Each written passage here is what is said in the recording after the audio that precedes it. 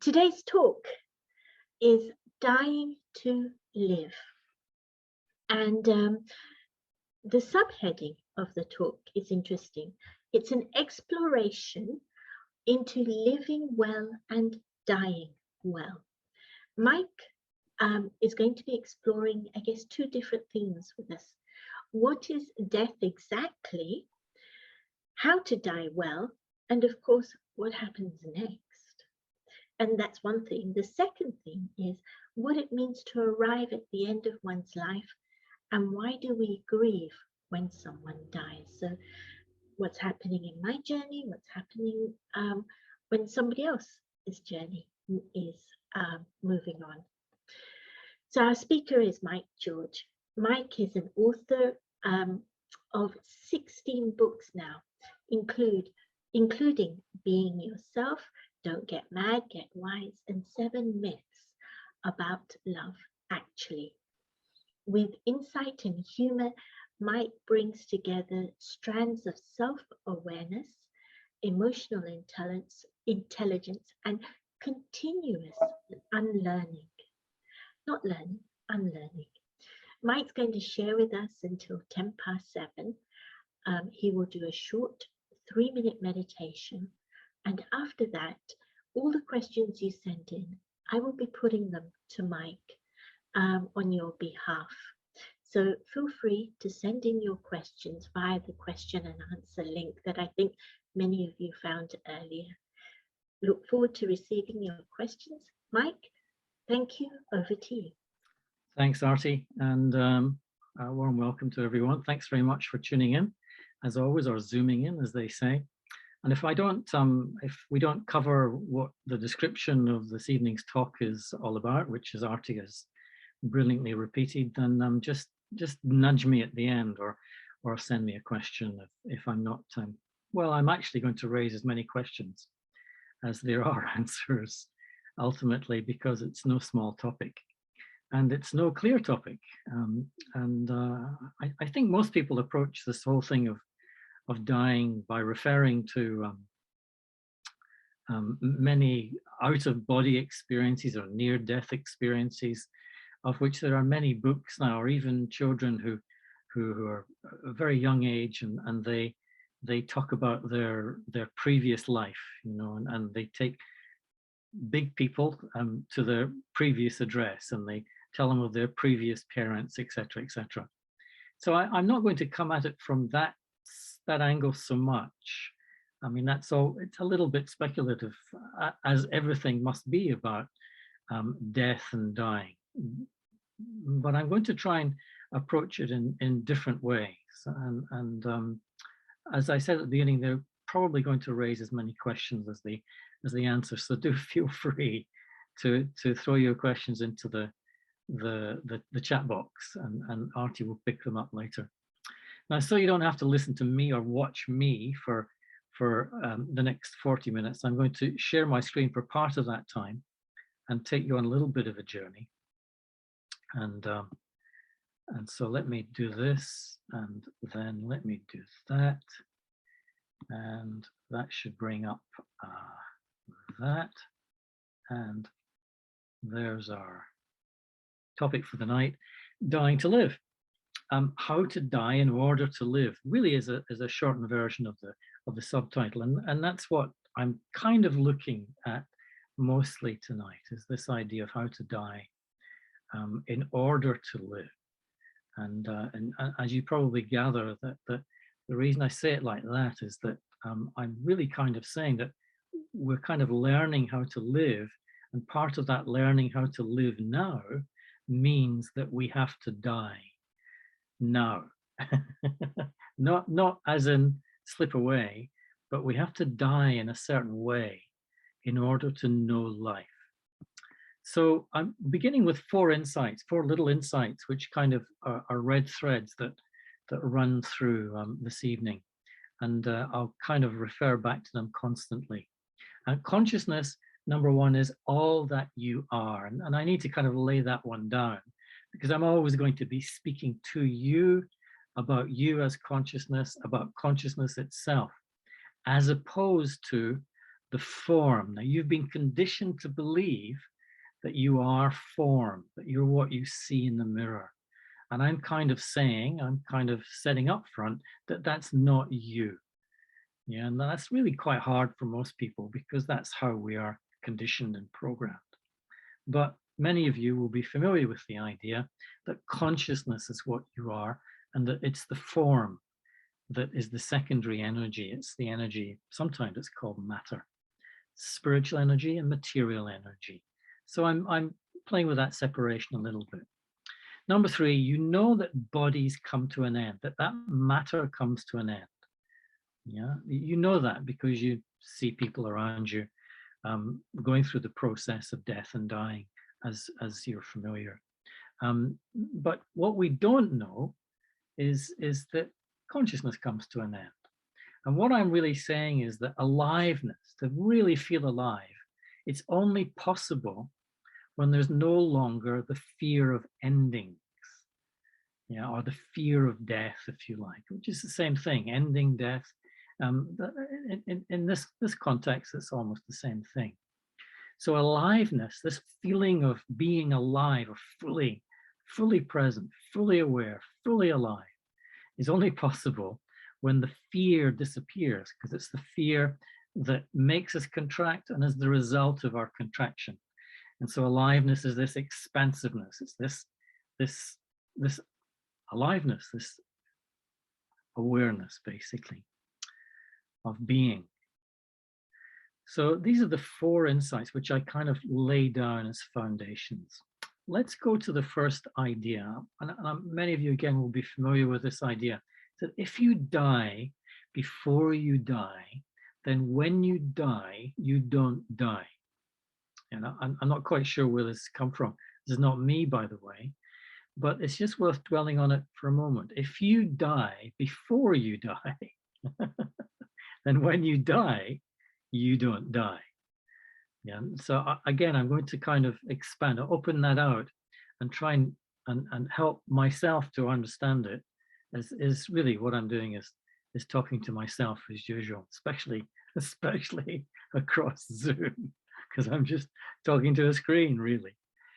So what we spend our life doing is acquiring. We're taught to acquire, and it's acquire to be famous. We want more stuff. We want a position. We want achievement. We want more likes on our Facebook page. And so we're always in this process of acquiring something. That's what we're taught to do in order to feel successful, in order to feel happy. You can't be happy unless you acquire.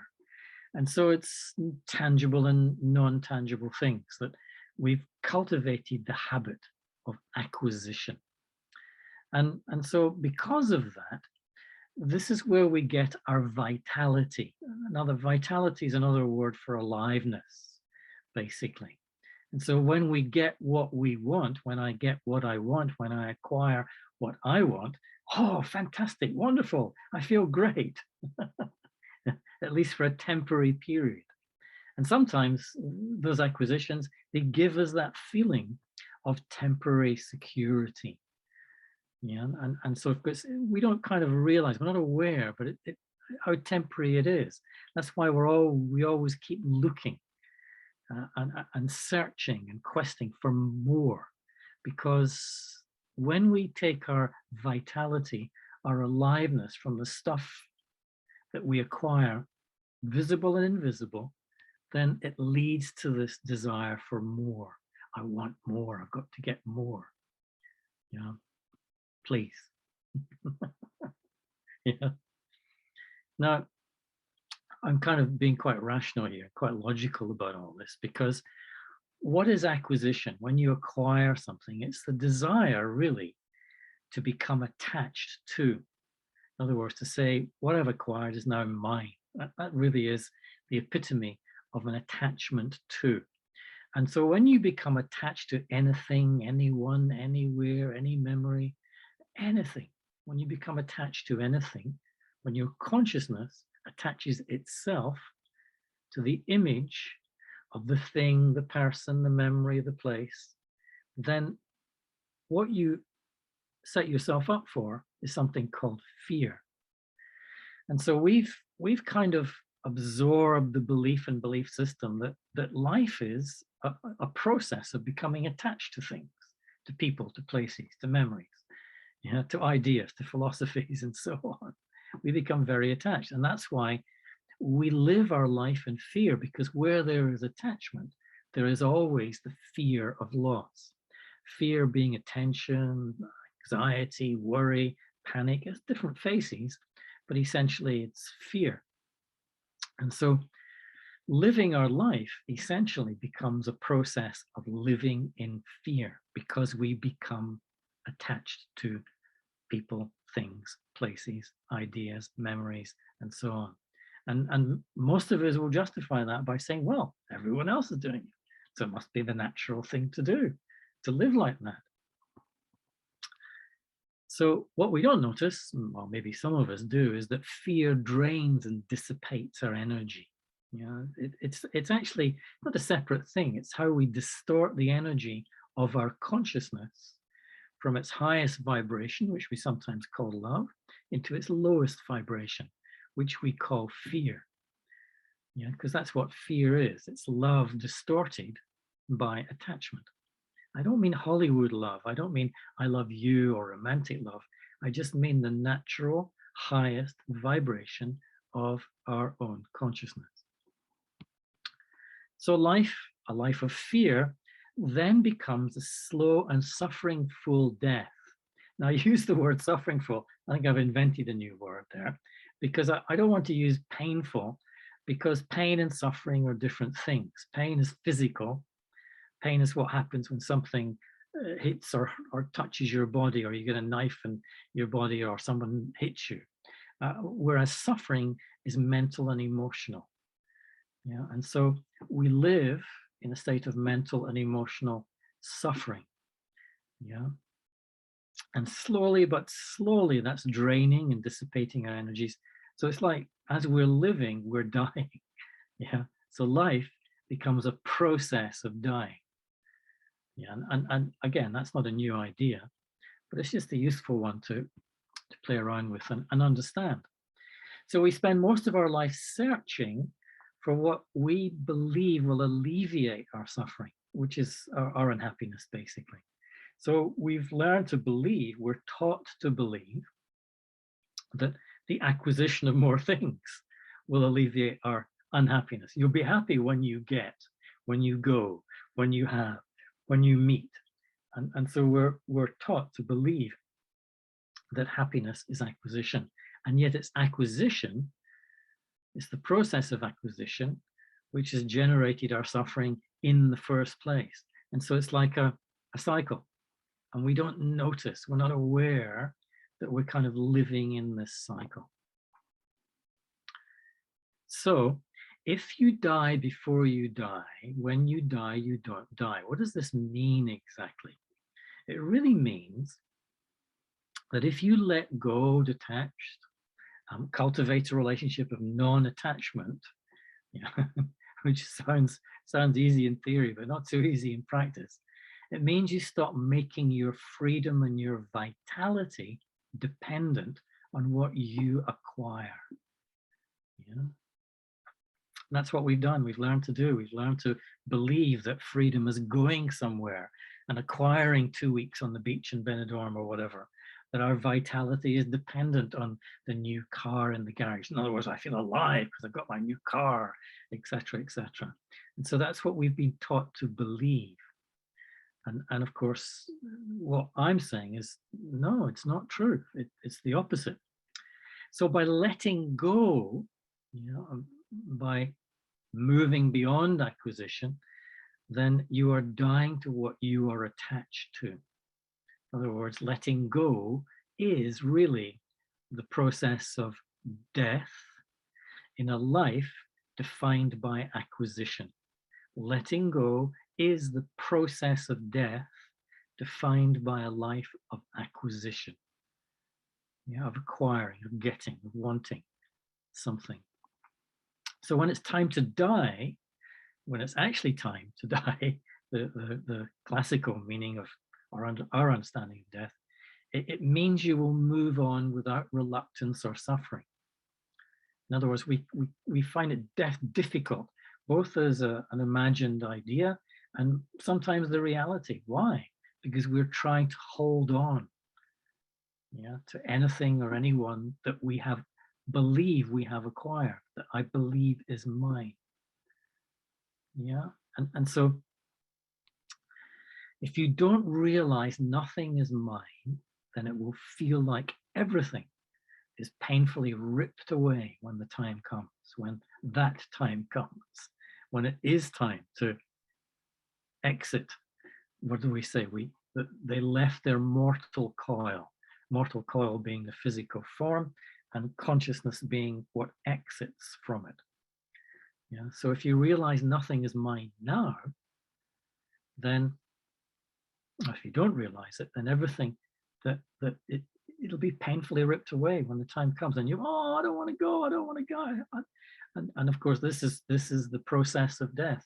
And again, I just a sidetrack here. You've heard of the process of death and the stages of dying. Is that there comes a moment when you accept that you are going to die and you are going to leave the body, and that acceptance is the moment you've let go of everything that you believe you have acquired in your life. So fear of death is really the fear of the ending of my story. Yeah. And so we all have a life story. We all create a story. It's part of being here. And so within the story are all the things and people and places that you've become attached to, that you believe you have acquired, and you become attached, and you become dependent on, and that you have used to feather your nest or to create your comfort zone, as they say. So fear is always the fear of loss. And so fear really is the fear of losing anything that you've become attached to. But of course, you're not attached anymore. It's not mine anymore. And so you don't have no more fear. And so the fear is gone. And so suddenly, your life expands. Your life is no longer contracted. You don't feel contracted on the inside. You feel alive. You feel free on the inside. And this is what freedom and aliveness really is. So what you've learned to do is simply fear losing what you become attached to and dependent on. And that's what keeps you small, contracted, little, extremely unhappy, insecure, always looking for something, someone, somewhere that will alleviate that feeling, that emotional state that we've created within ourselves. So if you don't die, in other words, let go before you die, you will suffer, he said, laughing. In other words, the many different emotions that we create, anger and fear is an emotion, depression, sadness, basically, different phases of sadness. All these emotions are forms of suffering. But of course, we've learned, we've heard, and we've assimilated the belief system that they are, well, they're natural, they're human nature. They come with a package called life. And I'm kind of challenging that. I'm saying, no, they don't, actually. They come within us because we become attached to things. We become dependent on people. We become livers in our own comfort zone, full of acquisitions, basically.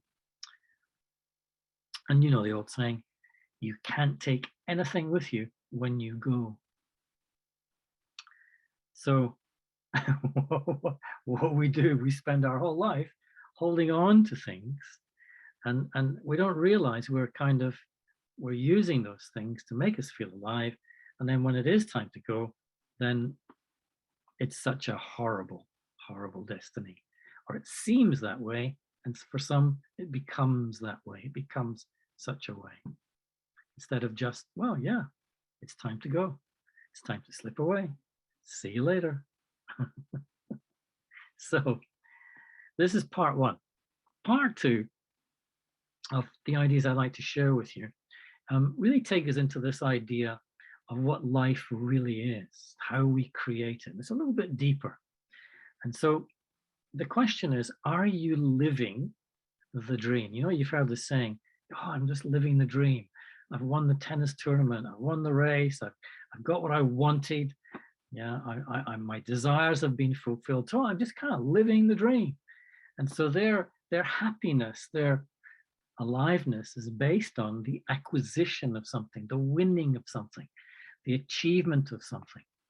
So it just means that their desires have been fulfilled. Yeah, their dreams have been. Dreams, desires, almost the same thing for many people. But what they don't realize is that they're now trapped. Yeah, they're now trapped because desires, as you know, you fulfill one desire and another one shows up, and another one shows up, and another one shows up. And you're always wanting something more. And so it's like you're trapped, not just in the fulfillment of the dream, the desire, but in the process of wanting more of what you've just experienced. And so maybe you've realized, and I don't know, you might have done, that you're living in a dream. Yeah. Yeah. That life itself is a dream. Yeah. And it just throws a different light altogether over death, as I'll try to explain. So when you've realized that you're living in a dream, that everything around you, everything that's happening within you, around you, to you, is really, it's like a dream. It's just a very ordered dream, and sometimes a very rational dream. But nevertheless, it is just a very, very dreamlike experience. And for another word for dream that I would use is illusion. So you're aware of the illusion. And that's really what I was trying to explain to Artie at the very beginning. We become aware of the illusion of always wanting something more, of believing that I'm going to become something more. I mean, this is an illusion. This is a dream. You know, it's the dream of desire, basically. And so when you're aware of the illusion, when you're fully aware this is just a dream, then you're free. Paradoxically, you're free, because you see clearly the reality. Yeah. Now, let me explain how this works. Why you live in a dream from birth to farewell, to the moment you have to say goodbye. This is why. And once again, just let me say, if this doesn't make sense, just let me know. A dream means illusion, an illusion which seems real at the time. So what we're experiencing now seems real.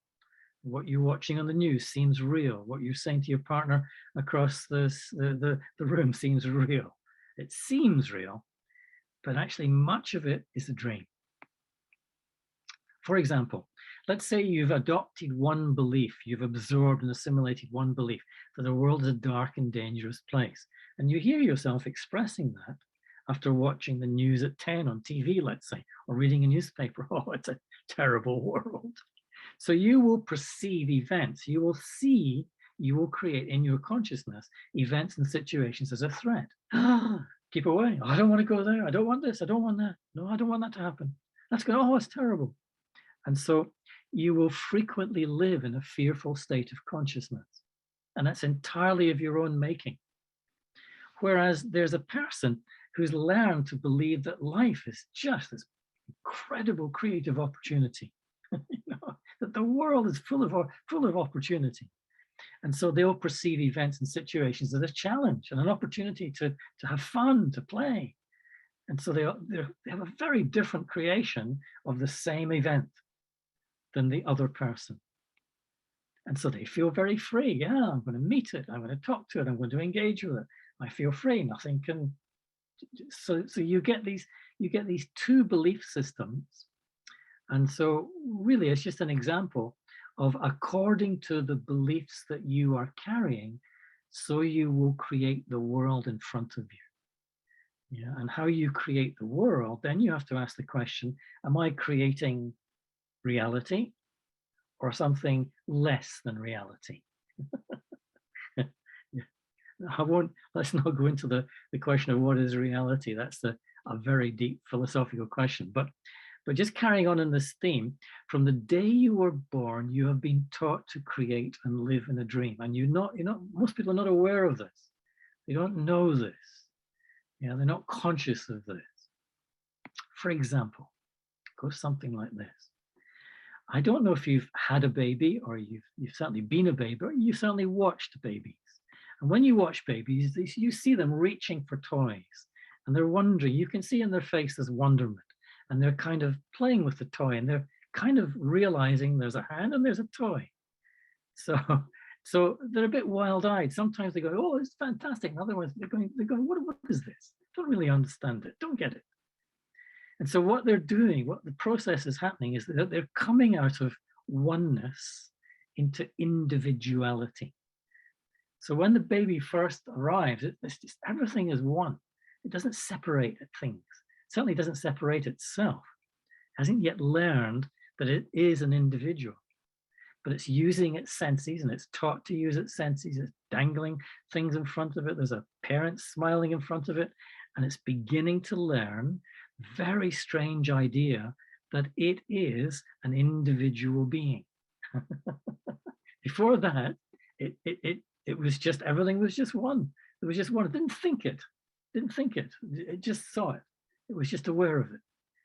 And so gradually, but slowly, as the baby learns, this sense of oneness is lost, the sense of connectedness to everything, the sense of no separation is lost. So what we teach the baby to do is to move from an internal sense of the unification of everything, and it's not thinking it, it's just seeing it, just perceiving it, to an external sense of fragmentation, which ultimately is going to include itself, that I am a fragment. And so the child starts to grow up, and we teach it has a unique individual name. And it believes that it is only called by this name. It believes it only goes to this school, and it believes this is where it will learn. It believes that this is its gender. It believes that it needs to do this work. It believes that its nationality is such and such. It believes that there are others. It believes that it has a unique and only a unique, small, tiny little family. So all these beliefs, in a sense, they're illusions. Just like the other beliefs that it's an individual, that it's just on its own, and it's a fragment. These are illusions. These are beliefs we teach the child, and so the child begins to see the world that way. It begins to create from those beliefs, from those illusions. Those beliefs are illusions. It starts to create a dream, which it then calls reality. So we start to live our dream, live in our dream, but believe that it is the only reality. Wow, don't know if you're getting this, but we also learn that life is about competition and confrontation. That's kind of, well, you've got to compete, you've got to be the best, survival of the fittest. You've got to make sure you confront those people, that thing, that person. You've got to walk towards it and make it do what you want. You've got to get what you want. You've got to confront life and make it happen. And just two examples, or a few examples of many beliefs which are, well, for me anyway, might not be for you, they're not true. They are illusions. But it's from these beliefs that the dream is created. And then we become an adult, and the adult, we learn to believe that job and profession is very important. In fact, we learn to believe I am my job and my profession. I learn to believe that I have a family, that the family is mine, that these people are mine and those other people are not mine. This is my family. Or this is my position. In fact, I occupy this position. In fact, I am this position. And so this property belongs to me. It's mine. And so this achievement, I achieved this, I did this. And so therefore this defines me. This is what my ego is based on. This is the illusion of me now. Oh, I'm such a victim. They shouldn't have done this. This makes me feel so bad. They made me feel so bad. I'm a victim of this. And so we learn to add layers upon layer upon layer, beliefs, illusions, because all of these are illusions. I'm not my job. I'm not, the family doesn't belong to me. Yeah. I'm not the things that have come into my life, cars and houses and things. They're not me. They're not mine. They pass through. And so, but I learn to believe they are. And so I look at the world through this belief system, and I see the world through this belief system. And that's like the equivalent of me dreaming. I'm dreaming. Oh, sorry, money. Yeah. What's the belief system around money? That it brings you a sense of security. No, it doesn't. It makes you insecure, on the other hand. And yet we're all about, gotta get as much money as I can to be as secure as I can.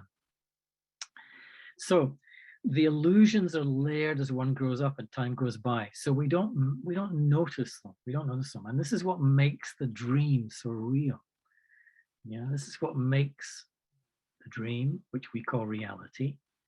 It's what makes us believe this is reality. Yeah.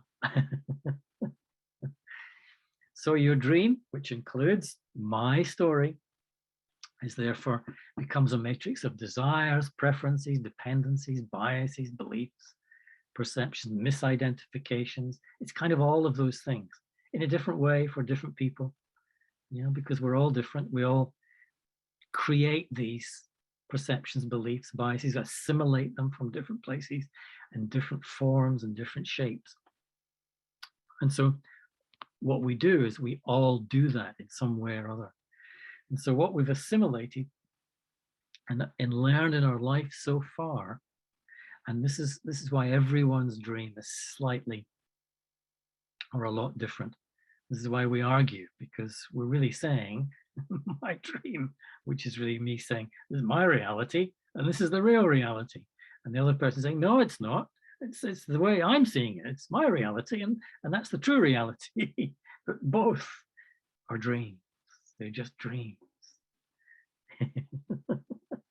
So the essence of that whole process is we start with a sense of oneness or unity or interconnectedness. And then we learn that I am an individual. I am. We learn to say I am. Oh, I am. I am. I am. And so that becomes two-ness. Then there's me and there's you. I know I am. Oh, yes, I know I am. I'm aware that I am. And so awareness arises. Awareness, I'm aware that I know that I am. And as soon as I become aware that I know that I am, and I say to someone, then I need to know more. I've got to have more. I've got to know more. There's more to know. And so off we go, because the seeker is born. I need to know more about this life, about how it works, and how to become enlightened. And so I need to know, I need to have more. And so the seeker is born, the searcher, the quester, the person who's always becoming but can never arrive. It's impossible to arrive. And I might do that in a group. I might find someone who sets themselves up as someone who's already arrived, but they haven't really. It's their own illusion. It's their own dream. It's their own story. So dying while alive is the end of the need for a story. Yeah, I am not my story. I get to create a story, but I am not my story, and everything in the story is not mine. It's the end of feeling alone. Yeah, you begin to notice, you begin to feel the connectedness of everything. You begin to see the connectedness. Yeah, this is not an assuaging loneliness, but it's this connection with everything, the natural world, other people, everything around, everything in life. This feeling of alone disappears. It's the end of attachment. You know, when you decide to die, you just decide, I'm not going to get attached to anything. Everything comes and goes. I can see it now. I can see it clearly. Nothing is mine. Yeah, it's just here for a while. And whatever it is, then, or whatever they are, and it's that everything passes. Everything comes to pass. It's the end of seeking. I don't need to seek anything. I don't need to get anything. I don't need to have anything. I don't need to acquire even knowledge and wisdom. Yeah, I already have it. It's already there. I just need to be quiet, be still, and listen. Listen. Listen. It's the end of fear because I don't attach to anything, and therefore I don't fear losing anything. All fear is the fear of loss. Notice whenever you panic or there's anxiety or there's terror, it's always the fear, a fear of some kind of loss. And it might be intangible, it might just be your comfort. I don't want to sit in another chair. I'm scared of sitting in another chair because I might lose the chair in which I feel most comfortable. I might lose the feeling of comfort. And so it's the end of feeling trapped in what you've learned to believe is mine. You know? Because whatever you believe is mine belongs to me. I own it. Then you're trapped in that object, that person, that memory, that idea, that philosophy. You're trapped in it. It is outside, but it's also in your consciousness. It's a mental construct in which you have trapped yourself in. And that's why we feel small, because whenever you trap yourself in anything in your mind, then you have to contract yourself to fit in to that idea, to the image of that object, to the image of that person, to what that person didn't do or whatever. In other words, you contract your consciousness and you get lost. You're trapped in what's on your mind. Yeah. So it's also the end of the dream in life and the beginning of a new reality, which is defined by this idea of becoming free, becoming really alive. Yeah, this is real aliveness. Yeah, and this is the possibility of now. You realize there's only now. There's no past. Past is just ideas, just memories. They're not real. There's no future, just speculations. It's not real. It's just misuse of my attention to go into the past, to go into speculations about the future. I'm giving myself, my attention, same thing, to what doesn't exist right now. All that exists right now is now. All that exists right now is now. Yeah. So finally, part 3, the art of aliveness. Being fully alive is being no one. Yeah, and the reason I say that is it's not that you have to practice being no one. It's just realizing that whatever I've acquired, whatever I call mine, whatever I become attached to, I'm using to define myself. Yeah, and so ultimately, I'm no one. I am no one. I'm not what I do. I'm no one. I'm not where I come from. I'm not my nationality. Sure, that's language is going on in the world, but it's not what I build my sense of identity, my sense of who I am out of. Yeah, so ultimately, I'm no one. Playing the game of being someone, but in my consciousness, I'm no one. So when you try to be somebody, you're attempting to contradict the truth of who you are. In other words, when you try and be someone, get attention, and I need them to give me time, and I'm needy of that to bolster my bank account. I'm needy. I'm trying to be someone. That means I'm contradicting the truth of who I am, which is no one. Yeah, and I allow myself to remember life is just a game. That's all it is, just a game. And I'm here to play. And of course, the game is in its most complex at the moment, in its most challenging stage at the moment. It's speedy. It's got all kinds of information coming at me on the news, from colleagues, from family, all kinds of information coming at me. which are, it's as if they're designed to make me take life so seriously. Yeah, and then I forget to be playful, to be full of play. Yeah, to be playful, to play the game of life. Yeah. And very gradually, as you realize I am no one, that's what consciousness is. Consciousness is just consciousness. That's all it is. Nothing more, nothing less. Yeah, and I'm just using two words, no one, to describe that. Gradually, the more you realize that, see that, know that for yourself, you will disappear.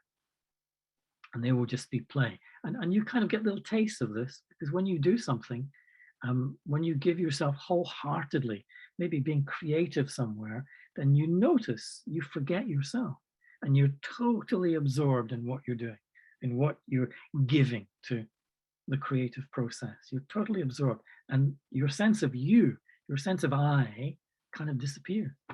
It's gone. That in itself is a kind of living death, a dying alive. Notice when you're playing, when you are being creative and playing. So being fully alive is having nothing. It's this realization, which I shared with you earlier on. Whenever you think or say that's mine, you compromise yourself. Yeah? Nothing is mine. But I'm trying to make something mine. I'm trying to own something. This is why they say we don't have possessions. Possessions have us. And so I'm constantly thinking about that, worried about that. I'm fear I'm going to lose that. So I'm compromising, diminishing myself. So allow yourself to remember that nothing and no one belongs to me. Yeah. Free, be free. Because as soon as you say that belongs to me, you're trapped in what you think belongs to you. You're trapped in it, not outside, but in your own consciousness. You're trapped in it. So you're shrinking yourself.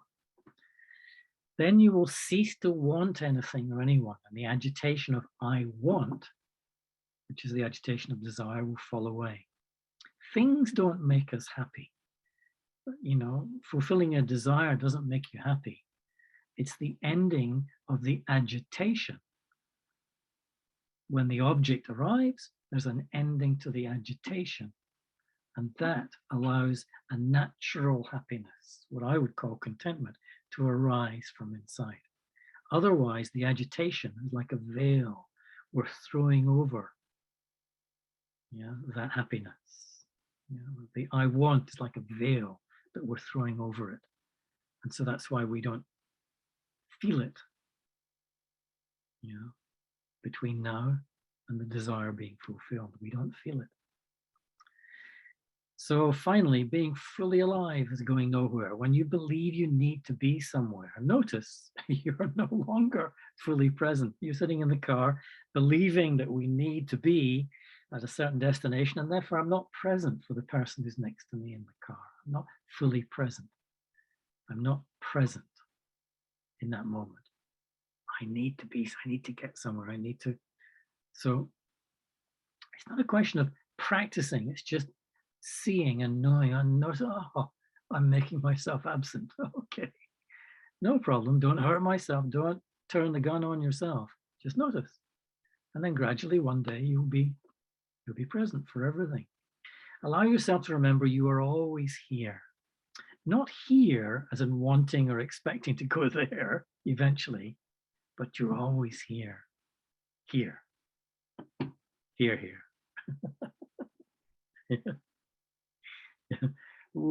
We tend to, okay, I'm here, but I want to be there. I want to go there. I need to go there. I need to go there. So we tend to have here and there as opposites, but ultimately there is only here. It has no opposite. Ultimately. That's another seminar, I think. Till there is no I to go anywhere. And in the sense there's no I when there's no individuality, there's no I-ness. When you are aware that everything is oneness, it's just one, connected. Everything's interconnected, everything is one. It's how we started, it's how we end. And just to finalize, just to finish, to say, my sense is that when we actually do, when consciousness does leave its form, it just returns to that oneness. And it's like, you know, you wake up from a dream in the morning and you think, oh God, I thought that was real for a moment. And then suddenly, oh, it was a dream, and then you forget it. And so I think that's the same with, this is me, this is definitely me. I get the sense that that's what happens when we die. We just forget. We just, well, that was a dream. And so we instantly forget it. In other words, it wasn't real. In other words, it didn't really happen. Oh, it's challenging. Yeah. And so for me, that's what happens when consciousness leaves the form of the body. So listen, thanks very much for your attention. Thanks for listening. I don't know if that's useful at all, but that's that's our journey for the evening, as they say. Would you lead us into meditation for a couple of minutes, Mike? And then I'll If close you the really question. insist, yes, if you really insist, that's fine. We'd love it. Yeah, okay.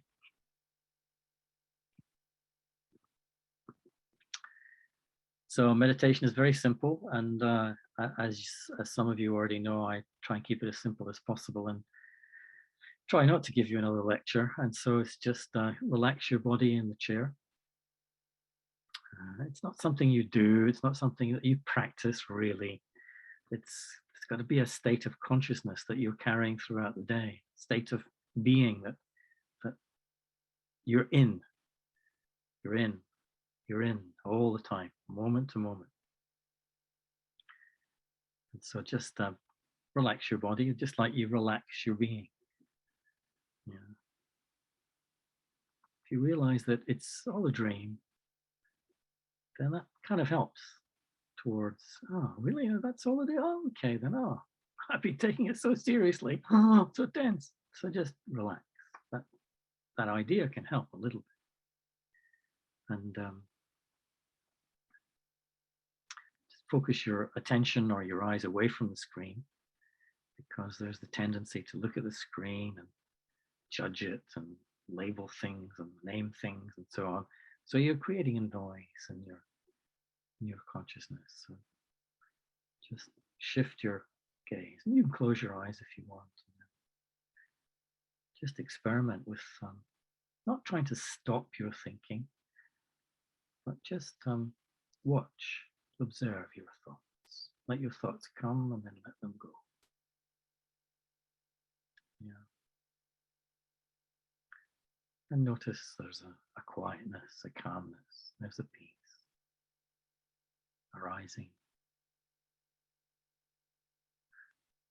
from within you,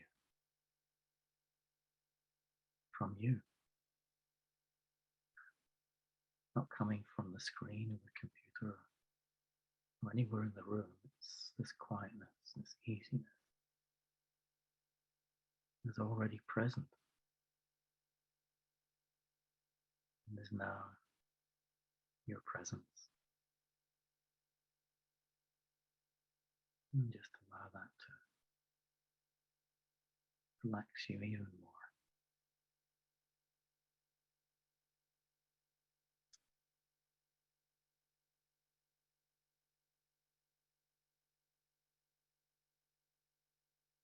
And as you do, you'll notice this is the most natural feeling. Natural arising from inside. Calm, easy, and yet very aware. Very aware.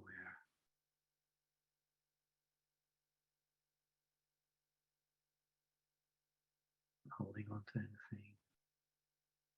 If any thoughts in the forms of memories come, then just let them go.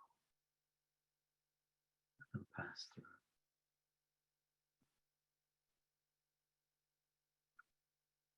And just be a little curious. Oh, there's a thought. Okay. That's another thought. Let it go. And let that idea And just enjoy the joy of being calm and easy, knowing that this is it. This is all there is.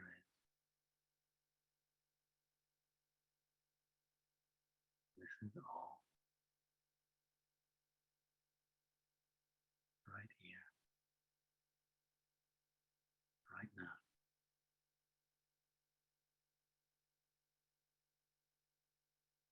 There's nothing to add, nothing to take away. Just this.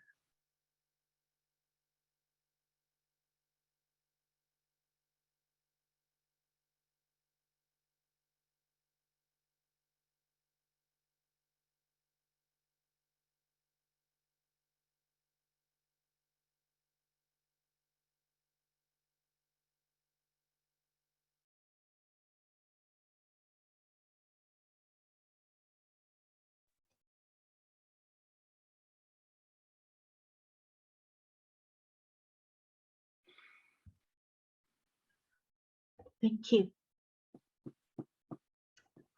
A number of people have written and said thank you already, but there's one person who perhaps you would like to share something with. They said, I don't understand what's so funny in this presentation. Some people attending have experienced loss and the humor isn't helpful. Yeah. Well, really, I'm suggesting, and it's just a suggestion, and it's not possible to lose anything or anyone. You know, when we say I've lost a person or I've lost someone in my life, that means you believe they were mine, my partner, my child. Well, they weren't mine. That's the illusion. Nothing is mine. Nothing belongs to me. And so therefore, loss is an illusion. You didn't lose because they weren't mine. So it's necessary to kind of see that. Now, I don't expect you to believe that or not believe that. I don't want you to. I don't think you should. If you don't want to, that's fine. And so that's all I'm saying is that I know it's not easy. I know it's challenging. And someone that you've become very close to, and by close, I'm kind of pointing towards what I'm pointing towards a lot, is this thing called attachment. And we get attachment and love mixed up. And so there needs to be that separation and understanding. What's the difference between the two? Is there a difference between love and attachment? If attachment creates fear, love is the opposite of fear. And so I need to do a little bit of exploration. I need to be curious for myself. And so, yeah, that's probably enough, actually. Thank you. When you say be no one, I find it easier said than done in this society, especially when you're applying for jobs or trying to get a promotion at work. I feel like people who fit a certain behavior or profile get the opportunity rather than myself. How can I overcome my upset at this, as it often makes me feel alone in the world? Yeah, I just don't want it so much. You know, your upsetness is coming from wanting. You know, I've got to get that job. I've got to get that position. I want it. I need it. And so this thought process, you know, I can't hold up my head in society unless I have it. You know, I've got to kind of break down those belief systems, because it's not getting the job that is making me upset or feel lonely or whatever. You know, it's all entirely in my own head. In other words, your dignity, your worth is not dependent on what you do, whether it's for a living or not. But what we learn to do is to make our dignity and our worth, our worthiness, our esteem, dependent on what we do. And that's a mistake. That's part of the dream we're living in, the dream we're creating. So I've got to break through that. I'm going to challenge that, see that that's a belief I'm carrying, and I'm going to challenge it and break through it. Otherwise, what you will do, and what many people do in their life, is that they force themselves to be a certain way because they believe they have to be that way to get what they want.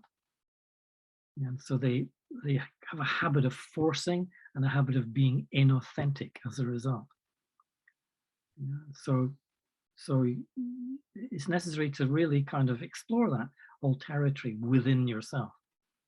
That's why, talks like this and the weeklies and so on, they're good. They stimulate, you to do that, hopefully.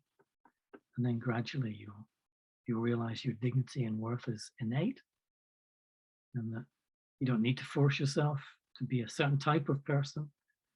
It's not worth it. You're compromising your own authenticity, and therefore you make yourself feel guilty. So you join those dots, It's sometimes called a little bit of inner work, but it's necessary to break through the belief systems that we've assimilated so far. Next question. What would you say to someone who is dying and doesn't believe in being the eternal consciousness? And what would you say to their families who were in pain and believe that death is the end? How would you show your compassion? Just by being present, really. By being present and not being affected by the scene of death, not being affected by the emotions of those around the person who's dying, but just being present and listening. It's not the time. That is not the time to say, "Wow, you don't die. You whatever." It's not the time for philosophy or for another understanding of what's going on. It's just not the time. It's just the time to be present and to bring a vibration, into the room or the context of those relationships that would then be helpful. And that vibration is the vibration of love. And that's what compassion is. It's love in action. It's not a question of trying to fix someone or to change their minds or to change their understanding. And I'm really not trying to do that with anyone who's watching tonight. You'll have forgotten 90% of this in a week's time. And so, it's entirely up to the individual how they process it. Thank you. Brilliant talk, thank you. But what reflex should come to mind when you face a panic attack? For instance, occasional crowdedness, confined space, etc. I'm looking for a starting point and to build on it. The thing to do would be to reflect afterwards, to give yourself the time and the space afterwards to reflect on why you created that panic in the first place. Panic is kind of a fear of fear.